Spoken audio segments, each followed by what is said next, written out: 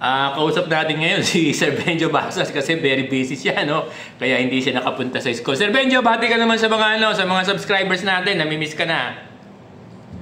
Opo, hello po sa libo-libong subscribers ng aking principal at boss, no, si Sir Bong. Magandang hapon sa inyo lahat, no, mula Northern Luzon hanggang Southern Mindanao. Sir Benjo, filing na sa October, tatakbo ka ba talaga? O isasali ba ang Teachers Dignity Coalition ating guro sa midterm election ng 2025? Yan ang hirap sa'yo, nangangampanya ka na kagad. Hindi naman din, tinatanong ko pa lang. Hindi, nakapile yung ating guro, TDC Party List yung pangalan. Pero syempre, wala pang katiyakan yan, no, doon sa Comelec. Hindi pa rin naman dinedesisyonan dyan, ano, kung sino yung mga nominees. Alam mo, busy tayo ngayon, sa iba't ibang Oo nga, sobrang busy mo, Sir Benjo, no? Kanina, Sir Benjo,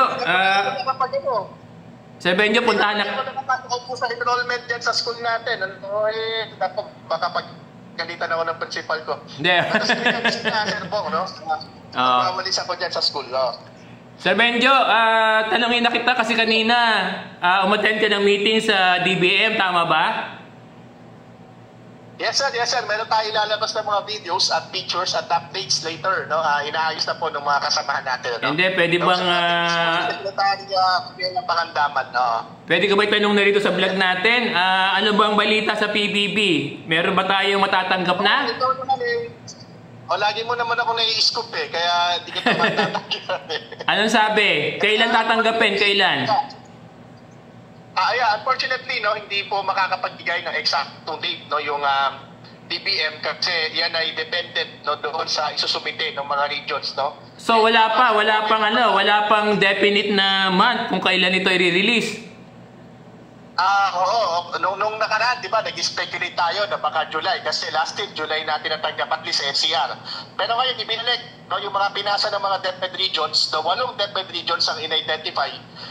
Yung ipinasa nila, ibinalik sa DPM. So may mga binalik na report? Yes, 8 regions yan, Sir Bong. Pwede ko namang pagkitin, hindi naman yan sekreto, no? NCR, Region 1, 2, 3, 4A, 4B, 5 at 6. So, bali, 8 regions yan, ano, sa Luzon. Halos ang Luzon yan, maliban sa Western Visayas, no? Kondera, wala pa dyan, ano? Yung 8 na yan, ibinalik dahil may mga discrepancy. No? Sir Benjo, sa sinasabi mo yan, makaka-delay yan sa PBB natin. Yes, no, it will further delay, no, the release of PBB, no. Yan naman yung nature ng PBB, kaya sinasabi natin lagi sa mga teacher natin, no, kahit naghihintay tayo sa PBB, kailangan, muna tayo, no, na itong PBB by nature ay hindi talaga siya patas, no, at meron talagang magiging cause of delay. And recognize yan, nung ating mismong Secretary Pangandaman, no. Kaya, Sir Bong, no, gusto natin, ibasuna na itong PMS, no. Oo nga. Sige, susunod natin yan, Sir Benjo. So, linawin muna natin. So, wala pang clear na buwan kung kailan matatanggap itong PBB. Tama ba? Wala. Oo. As per DBM, wala pa tayong... Kahit na, Sir Benjo, kahit na i-comply ng mga regions, yung kanilang mga, yung mga kakulangan pa nila, na mga report. Kapag na-comply yan, automatic. Yun din ang sabi sa atin ng DBM. Kapag na-comply nila yan, Sir Benjo, kung ma-comply halimbawa yung mga deficiency ng mga region na binabanggit mo, anong tingin mo? May bibigay na kaya yung PBB? Yes, kasi nakahanda naman yung pera. No, nakahanda. Parang, Sir Bong, ganito, lumalabas, this is unfortunate, of course, no? Ang lumalabas, ang merong pagkukulang sa atin, no? Ganon. Dahil hindi tayo fully compliance doon sa mga report. Yes, no, hindi individual kasi yung individuals natin okay na di ba?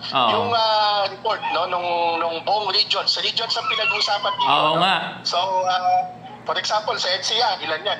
That's around 80,000, ano? Oo nga. Sa Calabar, that's around 100,000, di ba? So ganun kalaki, no, yung pinag-uusapan nating bilang ng mga teachers. So hindi, ang sabi ng DBM ay may mga discrepancy yung mga ipinapasa ng DepEd, no, na forms, no, kaya hindi nila agad maproseso. Pero kapag na-comply nila yan, agad-agad, no, ay mababayaran yan.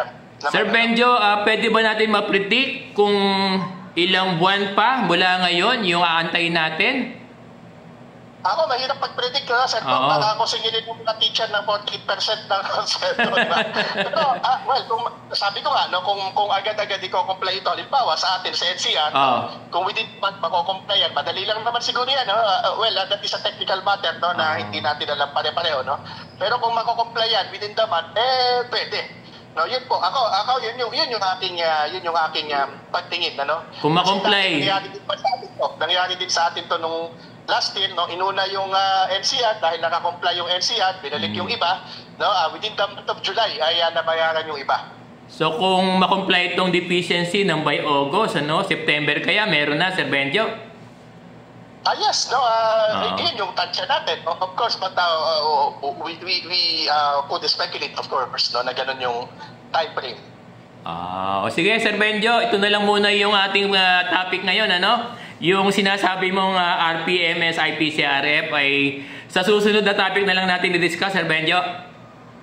Sige, para marami tayong entry. Sige. Ng inyong thoughts, insight para dito sa PBB, maraming salamat. Yes, Sir Bong, maraming salamat din at salamat sa mga manonood natin. Sige, maraming salamat, Sir Benjo.